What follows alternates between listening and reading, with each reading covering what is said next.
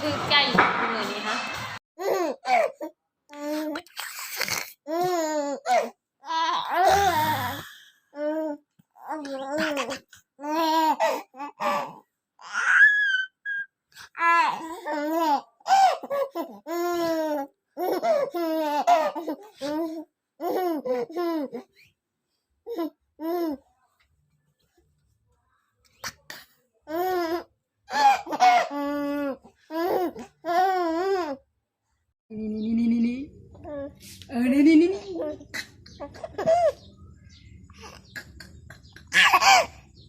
นอน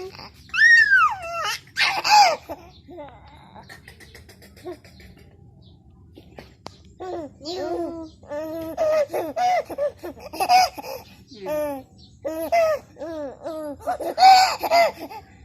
น้ำลายหัวเขา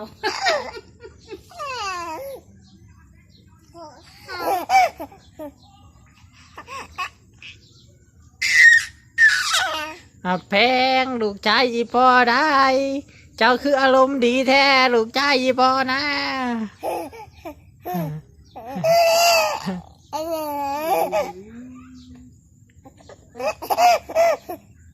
อย่าว่าแต่ซุปมีนาเถอะมันก็คิดคือกับ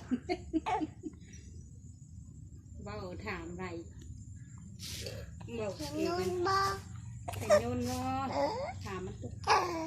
ถามนิ้วตุ๊กนิ้วเห็นโยนรอดเห็นนิ้วเห็นนอน